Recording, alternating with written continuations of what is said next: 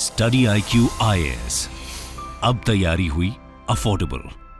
दोस्तों, आज हमारे इस वीडियो की शुरुआत हम एक सवाल से करते हैं। क्या आप बता सकते हैं कि आपके मदर और फादर के कितने भाई बहन हैं? मेरा अंदाजा है कि आप में से ज्यादातर लोगों के नंबर ऑफ सिबलिंग्स आपके पेरेंट्स के नंबर ऑफ सिबलिंग्स से कम होंगे। और मैं ये अंदाजा इस बिहाफ पे लगा पा रहा हूं कि 2018 में छपी यूनाइटेड नेशंस पॉपुलेशन फंड की एक रिपोर्ट के अकॉर्डिंग इंडिया का फैमिली साइज लगातार कम हो रहा है।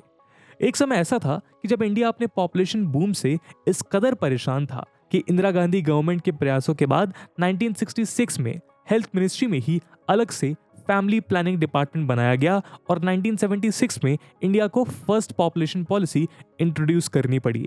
लेकिन जहां 1971 में एक कॉमन इंडियन हाउस होल्ड में एवरेज नंबर ऑफ चिल्ड्रन का काउंट 5.1 और उसका एवरेज फैमिली साइज 7.2 हुआ करता था, वहीं 2016 में एवरेज नंबर ऑफ चिल्ड्रन का काउंट घटकर 2.3 और एवरेज फैमिली साइज घटकर 4.2 रह गया है। ऐसे में हम साफ देख सकते हैं कि समय के साथ इंडियन फैमिलीज श्रिंक कर रही हैं। लेकिन उसके पीछे वो क्या कारण हैं जिनकी वजह से इंडियन फैमिलीज का साइज छोटा होता जा रहा है, और साथ ही समय के साथ आते इन बदलावों के क्या रिपरकशंस हो सकते हैं? क्या ये चेंज इंडिया की इकोनॉमिक ग्रोथ की सस्टेनेबिलिटी के लिए सही होंगे, या इंडिया भी चाइना और जापान की तरह अपने डेमोग्राफिक डिविडेंड का फायदा उठाने के बजाय ओल्ड पीपल की कंट्री बन के रह जाएगा? आज के हमारे वीडियो में हम इसी को डिटेल में डिस्कस करेंगे। लेकिन दोस्तों, आगे बढ़ने से पहले मैं आपको बता दूं कि इस वीडियो की इंपॉर्टेंस यूपीएससी मेंस के पर्सपेक्टिव से काफी ज्यादा है और इस टॉपिक से जुड़े हुए सवाल यूपीएससी मेंस के GS1 पेपर में पूछे जा सकते हैं। इसके बारे में हम वीडियो के अंत में और भी बात करेंगे, पर फिलहाल के लिए अपने डिस्कशन को हम आगे बढ़ाते हैं। दोस्तों, आपको इंटरप्ट करने के लिए माफी, पर ये कोई ऐड नहीं है। बस आपसे एक ऐसी इंफॉर्मेशन साझा करनी है जिसकी मदद से हम एजुकेशन को अफोर्डेबल बनाने की तरफ एक इंपॉर्टेंट कदम उठा रहे हैं। स्टडी IQ ने अपना UPSC pre plus mains live foundation batch start किया है, जिसमें आपको सारा का सारा कंटेंट लाइव दिया जाएगा। 900+ आवर्स का live content, 1-to-1 mentorship, current affairs programmes, prelims के practice questions, mains answer writing practice और भी बहुत कुछ, मात्र 18,999 के डिस्काउंटेड प्राइस पर, अगर आप AG live coupon code use करते हैं।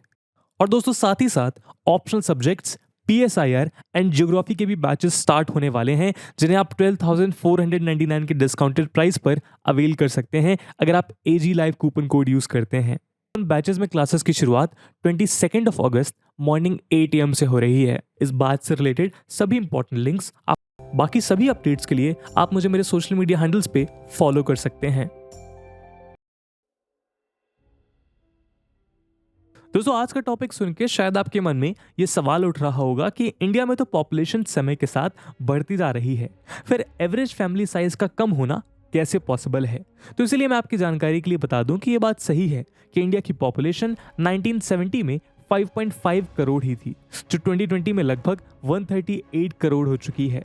अगर हम इंडिया के टोटल फर्टिलिटी रेट की बात करें तो ये 1970 में 5.8 था, यानी एक महिला अपने लाइफ टाइम में औसतन 5.8 बच्चों को जन्म दिया करती थी। लेकिन अगर हम नेशनल फैमिली हेल्थ सर्वे 5 की लेटेस्ट रिपोर्ट को देखें तो इंडिया में टोटल फर्टिलिटी रेट 2 है, जो कि अब 2.1 के रिप्लेसमेंट लेवल फर्टिलिटी से भी नीचे जा चुका है। अब शायद आपके मन में सवाल उठ रहा होगा कि ये 2.1 का रिप्लेसमेंट फर्टिलिटी लेवल क्या है? दोस्तों, ये वो statistically calculated average number of children है जिन्हें यदि हर वुमेन अपने रिप्रोडक्टिव लाइफ में बर्थ दे और इसमें माइग्रेशन से पड़ने वाले इफेक्ट को कंसीडर ना किया जाए तो पॉपुलेशन एक जनरेशन से दूसरी जनरेशन के बीच हमेशा कांस्टेंट रहेगी। ये बात सही है कि बीते 50 सालों में इंडिया की पॉपुलेशन लगभग 2.5 गुना तक बढ़ी है, लेकिन तेजी से गिरती टोटल फर्टिलिटी रेट ये शो करती है कि पॉपुलेशन बढ़ने की रफ्तार में अच्छी खासी कमी आ रही है। जहां इंडिया में आज़ादी के बाद से ही प्राइमरीली एग्रीकल्चर और रूरल बेस्ड इकोनॉमी होने की वजह से हाउस होल्ड्स ज़्यादा बच्चे पैदा कर रहे थे ताकि एग्रीकल्चर के लिए इनफ मैन पावर घर पे ही अवेलेबल हो। साथ ही poor hygiene and low health infrastructure की वजह से हाई चाइल्ड मोर्टेलिटी रेट्स को भी ज़्यादा बच्चों के जन्म से ही काउंटर किया जाता था। लेकिन अब ऐसा नहीं है। अब एक एवरेज वुमेन पहले के डिकेड्स के कंपैरिजन में कम बच्चों को जन्म दे रही है, इसीलिए एक एवरेज हाउस होल्ड का साइज भी कम होता जा रहा है।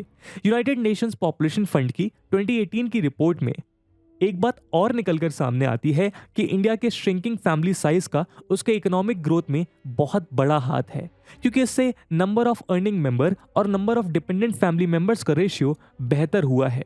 टोटल फर्टिलिटी रेट के कम होने और इसके चलते फैमिली साइज रिड्यूस होने का ट्रेंड सिर्फ इंडिया में ही नहीं बल्कि एशिया की बाकी कंट्रीज में भी देखने को मिला है। अगर हम पाकिस्तान की बात करें तो 1970 में इसका टोटल फर्टिलिटी रेट 6.6 था, जो 2019 में घटकर 3.45 हो गया है। वहीं चाइना में भी 1970 में टोटल फर्टिलिटी रेट 6.4 था, जिसके बाद वहां पॉपुलेशन कंट्रोल के लिए वेरियस प्लान चलाए गए और 1980 में वन चाइल्ड पॉलिसी भी अपनाई गई, जिसके चलते 2019 में चाइना का टोटल फर्टिलिटी रेट 1.7 तक गिर गया।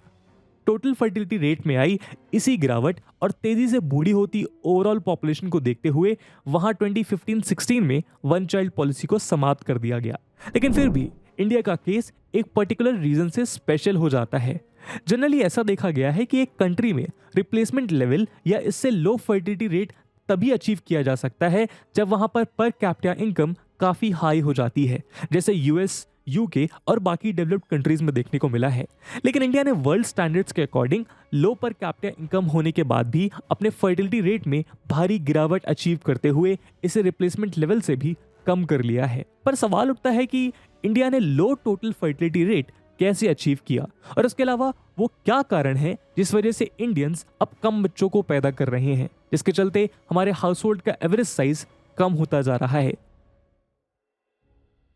दोस्तों, गिरते हुए टीएफआर के लिए सबसे बड़ा रीजन है इंडिया में बेटर होते ह्यूमन डेवलपमेंट पैरामीटर्स, जैसे बेटर हेल्थ सिस्टम्स और विमेन के लिए बढ़ती educational opportunities.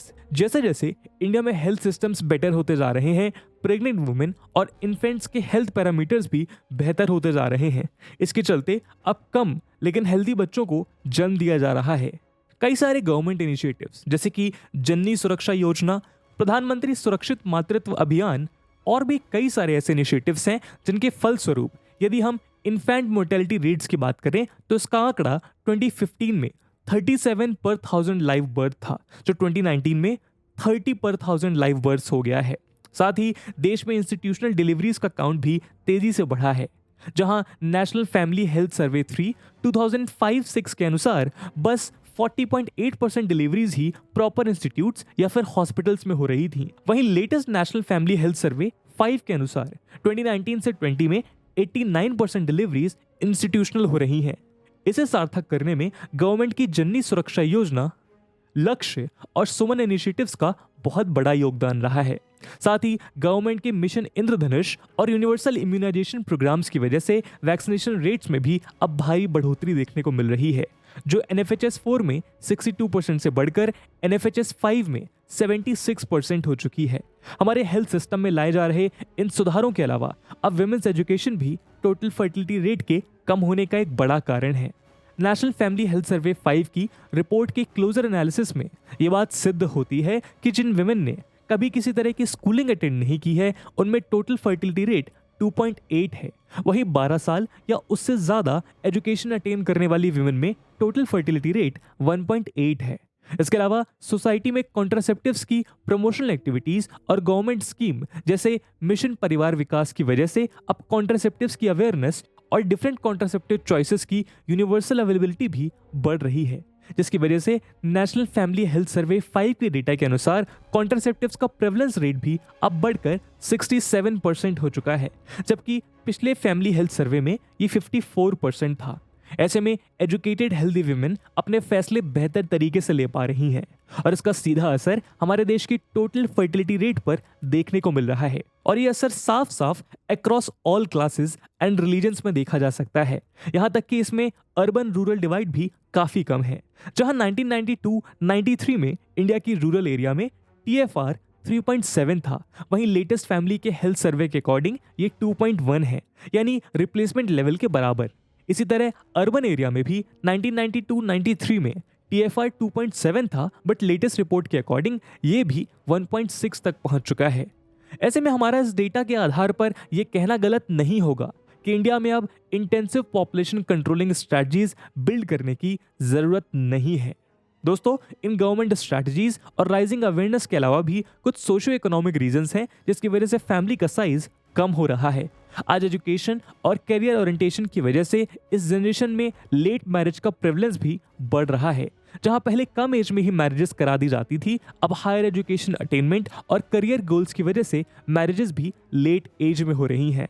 National family health survey 4 के अकॉर्डिंग 26.8% महिलाओं और 20.3% पुरुषों की शादी उनके 18 इयर्स की लीगल एज अटेन करने से पहले ही कर दी गई थी। लेकिन नेशनल फैमिली हेल्थ सर्वे 5 में इन आंकड़ों में गिरावट देखने को मिली है, जहां 18 इयर्स की लीगल एज से पहले शादी होने का यह आंकड़ा गिरकर महिलाओं के मामले में 23.3% है और पुरुषों के मामले में मात्र 17.7%। साथ ही सोशियोलॉजिस्ट का यह भी कहना है कि लोगों का चेंजिंग जॉब स्ट्रक्चर और डाइवर्स जॉब लोकेशंस भी कम बच्चे पैदा करने के लिए एक रीजन माना जा रहा है। जहां पहले की जनरेशन में जॉब्स कम डिमांडिंग और जॉब लोकेशंस मोर और लेस फिक्स थी, अब की जनरेशन में ऐसा नहीं है। इसके अलावा जहां पहले हमारे देश की ज्यादातर पॉपुलेशन प्राइमरी सेक्टर्स जैसे एग्रीकल्चर में एसोसिएटेड थी और रूरल एरियाज में जॉइंट फैमिली में रहते हुए जीवन यापन किया करते थे, वहीं अब ये पॉपुलेशन सेकेंडरी और टर्शरी सेक्टर्स में शिफ्ट हो रही है, जिस वजह से जॉब लोकेशंस में भी अंतर आ रहा है और न्यूक्लियर फैमिलीज का ट्रेंड बढ़ता जा रहा है। इस न्यूक्लियर फैमिली के बढ़ते ट्रेंड की वजह से चाइल्ड रेयरिंग भी एक अपहिल टास्क हो गया है। पहले जॉइंट फैमिलीज में एक चाइल्ड को रियर करने की रिस्पॉन्सिबिलिटी बहुत से फैमिली मेंबर्स साथ मिलकर पूरा कर लेते थे, जो अब स्मॉल न्यूक्लियर फैमिलीज में पॉसिबल नहीं है। दोस्तों, अगर हम इसके उलट एक दूसरी तस्वीर पर ध्यान दें तो क्या आप बता सकते हैं कि इंडिया का करंट इन्फ्लेशन रेट क्या है? अगर हम बीते 6 मंथ्स के ट्रेंड को देखें तो इंडिया में कंज्यूमर प्राइस इंडेक्स 6.5 to 7.1% के बीच में झूल रहा है। ऐसे में हाल ही में edtech service provider school net और पीजीए लैब्स के कोलैबोरेशन में एक सर्वे किया गया, जिसका टाइटल था understanding Indian school education spends landscape. इस सर्वे में टियर 1 सिटीज से लेकर टियर 4 सिटीज तक के प्राइवेट और गवर्नमेंट स्कूल्स में पढ़ने वाले बच्चों के पेरेंट्स का सर्वे किया गया। इस सर्वे में यह बात सामने आई कि अक्रॉस ऑल टियर एक पेरेंट अपने बच्चे के एजुकेशन पर ऑन एन एवरेज 32,000 रुपीज खर्च कर रहे हैं। अब इस आंकड़े को यदि आप इंडिया की करंट पर कैपिटा इनकम से कंपेयर करेंगे तो आप पाएंगे कि ये अमाउंट उसका 1/3 है। ऐसे में बच्चे पैदा करना और उन्हें क्वालिटी एजुकेशन दे पाना कितना मुश्किल है, इसका अंदाजा आप इस आंकड़े से लगा सकते हैं। तो दोस्तों, ऐसे में शायद ये समझना मुश्किल नहीं है कि आज की यंगर जनरेशन क्यों कम बच्चे पैदा कर रही है और क्यों हमारा फैमिली साइज श्रिंक होता जा रहा है। तो सारे प्रैक्टिकल और सोशो इकोनॉमिक रीजंस को समझने के बाद भी इस बात को नकारा नहीं जा सकता कि इस रिड्यूस होते फैमिली साइज के कुछ सीरियस डाउनसाइड्स भी हैं, जो शायद अभी नियर फ्यूचर में नजर ना आए, पर इनके फार बेरिंग कंसिक्वेंसेस हमें आगे जाके देखने को मिल सकते हैं। हम में से सभी बचपन से डेमोग्राफिक डिविडेंड की बात सुनते आए हैं कि कैसे हमारी कंट्री एक यूथफुल कंट्री है। साथ ही CII यानी कॉन्फेडरेशन ऑफ इंडियन इंडस्ट्रीज की जुलाई 2022 की रिपोर्ट के अनुसार 2020 से 2050 के बीच इंडिया 15 से 64 इयर्स की वर्किंग एज पॉपुलेशन में 183 मिलियन न्यू वर्कफोर्स ऐड करेगा और ऐसा अनुमान है कि अगले 3 दशक में इंक्रीमेंटल ग्लोबल वर्कफोर्स में इंडिया का शेयर 22% होगा। वहीं अगर हम इंडिया की वर्कफोर्स की बात करें तो अप्रैल 2022 में इंडिया की टोटल वर्कफोर्स 437 मिलियन थी, जो प्राइमरी, सेकेंडरी और टर्शरी सेक्टर्स में 42, 25 और 32% के रेशियो में डिवाइडेड थी। लेकिन अगर हमारा टोटल फर्टिलिटी रेट ऐसे ही रिप्लेसमेंट लेवल से कम स्टेबल रहा तो आने वाले दशकों में इंडियन पॉपुलेशन डिक्रीज होनी शुरू हो जाएगी। ऐसे में इंडिया जैसी डेवलपिंग कंट्री के लिए ग्लोबल स्केल पे एजुकेटेड और स्किल्ड वर्कफोर्स प्रोवाइड करके फॉरेन रेमिटेंस कमाना तो दूर, खुद अपने कंट्री के इकोनॉमिक प्रोपेगेशन के लिए वर्कफोर्स जुटाना भी मुश्किल हो जाएगा। वहीं एक गौर करने वाली बात यह है कि UN पॉपुलेशन फंड के मुताबिक 2020 में US में टोटल फर्टिलिटी रेशियो 1.8 और UK में 1.6 थी। वहीं साउथ कोरिया और सिंगापुर में ये ऑलमोस्ट 1 है। तो फिर सवाल ये उठता है कि वहां पर इकोनॉमिक फ्रंट पर दिक्कतें क्यों नहीं आ रही हैं? दोस्तों, इसका सीधा सा जवाब है कि ये सभी देश डेवलप्ड इकोनॉमीज हैं, जहां बहुत सारे टैलेंटेड यूथ उनके वर्कफोर्स में शामिल होने के लिए इन कंट्रीज में इमिग्रेट करते हैं। लेकिन इंडिया एक डेवलपिंग कंट्री है। ऐसे में इकोनॉमिस्ट का सबसे बड़ा डर है कि इकोनॉमिक सेल्फ डिपेंडेंस और डेवलपमेंट अटेन करने से पहले कहीं इंडियन पॉपुलेशन बूढ़ी और लेस प्रोडक्टिव ना हो जाए, क्योंकि यदि इंडिया में भी वैसे ही हालात पैदा हुए जैसे अभी चाइना में देखने को मिल रहे हैं तो इंडिया के लिए बहुत बड़ी मुश्किलें पैदा हो जाएंगी। और यहाँ जो wealth, economic development and youth employment generation पे खर्च होनी चाहिए वो सब सोशल वेलफेयर और ओल्ड एज पीपल के हेल्थ सिस्टम पे खर्च करनी पड़ेगी। इसीलिए इंडिया रिच बनने से पहले ओल्ड नहीं बन सकता। हालांकि ये डाउनसाइड्स शायद नियर फ्यूचर में देखने को ना मिले, क्योंकि अभी भी इंडिया की ऑलमोस्ट 31% पॉपुलेशन 10 to 24 ईयर्स की एज ग्रुप में है, जो या तो अपने रिप्रोडक्टिव एज में है या आने वाले सालों में उस एज को अचीव करेंगे। इसलिए लो फर्टिलिटी रेट होने के बाद भी इंडिया में पॉपुलेशन ग्रोथ अभी कुछ डिकेड्स तक होता रहेगा और डेमोग्राफिक डिविडेंड अटेन करने के लिए इसे यूथफुल पॉपुलेशन मिलती रहेगी। लेकिन ये लो टोटल फर्टिलिटी रेट कितने डिकेड्स तक सस्टेनेबल रह पाएगा, इस पर एक बड़ा प्रश्न चिन्ह है। दोस्तों, श्रिंक होते फैमिली साइज से इन इकोनॉमिक कंसिक्वेंसेस के अलावा कुछ सोशल एंड साइकोलॉजिकल डाउनसाइड्स भी देखने को मिलते हैं। न्यूक्लियर और स्मॉल फैमिलीज और इसकी वजह से तेजी से छोटे होते सोशल सर्कल्स के चलते लोगों में अब डिप्रेशन और सुसाइडल टेंडेंसीज के केसेस भी बढ़ने लगे हैं। वर्ल्ड हेल्थ ऑर्गेनाइजेशन की रिपोर्ट ऑन डिप्रेशन के मुताबिक India by number of patients world की मोस्ट डिप्रेस्ड कंट्री है। साथ ही जब एक फैमिली के सिंगल चाइल्ड को जॉब या एजुकेशन के लिए अपने फैमिली होम को छोड़कर दूसरे सिटीज में शिफ्ट होना पड़ता है, ऐसे में ओल्डर पेरेंट्स में अकेलापन और एम्प्टी नेस्ट सिंड्रोम भी बढ़ने लगा है, जिससे उनके मेंटल और फिजिकल हेल्थ पर सीरियस रिपरकशंस देखने को मिलते हैं। दोस्तों, आपके बचपन में समर वेकेशंस में अपनी दादी नानी के घर जाकर ज्वाइंट फैमिली में टाइम बिताने का मजा तो आपको याद ही होगा, लेकिन विडंबना यह है कि शायद आने वाली जनरेशन इसका लुत्फ कभी उठा ही ना पाए, क्योंकि बिग फैट इंडियन फैमिलीज की जगह अब न्यूक्लियर फैमिलीज ले रही हैं। तब शायद वो चाचा बुआ का लाड और मौसी मामा का प्यार गुजरे जमाने की बात हो जाएगा। फिर भी इस घटते फैमिली साइज का एक पॉजिटिव सोशल इंपैक्ट भी देखने को मिल रहा है, क्योंकि अब फैमिलीज एक ही चाइल्ड बियर कर रही हैं, इसीलिए सोसाइटी में गर्ल चाइल्ड का स्टेटस भी बढ़ रहा है। जहां पहले पेरेंट्स को ओल्डर एज में संभालने की जिम्मेदारी सिर्फ घर के मेल चाइल्ड की होती थी, अब इसमें गर्ल चाइल्ड को भी इक्वली रिस्पॉन्सिबल माना जा रहा है। ऐसे में बचपन से ही गर्ल चाइल्ड की एजुकेशन और हेल्थ पे वो ध्यान दिया जाएगा जिसकी वो हकदार हैं। इसीलिए ये सिचुएशन एक ब्लेसिंग इन डिस्गाइज भी साबित हो सकती है।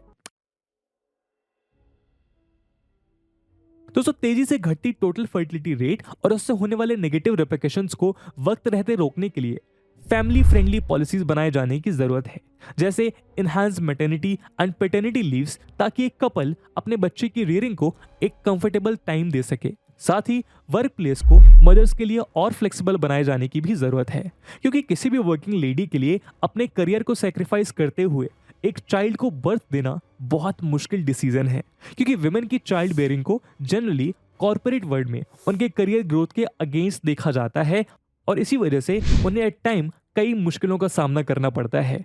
ऐसे में वर्क प्लेसेस को ओपन माइंडेड और अकोमोडेटिंग बनाने की जरूरत है, जिससे विमेन को नेगेटिव डिस्क्रिमिनेशन का सामना ना करना पड़े। इसके अलावा एजुकेशन को भी और ज़्यादा अफोर्डेबल और यूनिवर्सल बनाए जाने की ज़रूरत है, क्योंकि अगर स्टेट रन स्कूल्स में क्वालिटी एजुकेशन प्रोवाइड की जाएगी तो फैमिली एक्सपेंसेस को काफ़ी हद तक कम किया जा सकेगा, जिससे रीजनेबल चाइल्ड बर्थ को प्रमोट किया जा सके। दोस्तों, किसी भी अन्य पैरामीटर की तरह पॉपुलेशन और पॉपुलेशन ग्रोथ भी एक रिलेटिव पैरामीटर है, यानी इसे मॉडरेट रखना जरूरी है। जरूरत से ज्यादा पॉपुलेशन और इसकी ग्रोथ हानिकारक है, लेकिन जरूरत से कम पॉपुलेशन और लो ग्रोथ के भी नेगेटिव इम्पैक्ट्स हैं, और इसका सबक हम चाइना से ले सकते हैं, ताकि वक्त रहते हम दूर से आते नेगेटिव रिपरकशंस को टाइमली देखकर करेक्टिव मेजर अपना सकें। इसीलिए हमारी अप्रोच में एक बैलेंस बना रहना बहुत इंपॉर्टेंट है, क्योंकि जब तक ये सिस्टमैटिक बैलेंस हम अचीव नहीं करते, हम क्वांटिटेटिव और क्वालिटेटिव दोनों पैरामीटर्स पर एक डेवलप्ड और इंक्लूसिव सोसाइटी नहीं बन पाएंगे। तो दोस्तों, ये था आज का डिस्कशन, जहां पर हमने डिस्कस किया कि इंडिया क्यों श्रिंक कर रहा है, क्यों इंडिया में टोटल फर्टिलिटी रेट लगातार कम होता जा रहा है और क्यों फैमिली का साइज भी लगातार श्रिंक हो रहा है। इस मुद्दे पे आपका क्या ओपिनियन है, कमेंट सेक्शन में जरूर साझा करिएगा। और जैसा कि वीडियो के पहले भाग में बताया कि इस वीडियो की इंपॉर्टेंस यूपीएससी मेंस के पर्सपेक्टिव से काफी ज्यादा है, और इसी इंपॉर्टेंस को देखते हुए एक सवाल हम आपके लिए छोड़कर जा रहे हैं जिसको आपको कमेंट सेक्शन में आंसर करना है। And the question is, empowering women is the key to control population growth, discuss. And with this question my friends, that's it for the video. I hope आपको वीडियो पसंद आया होगा, और अगर पसंद आया है तो अपने दोस्तों के साथ शेयर करना मत भूलिएगा। हम मिलते हैं अगले वीडियो में, तब तक के लिए जय हिंद, जय भारत। स्टडी IQ IAS, अब तैयारी हुई अफोर्डेबल।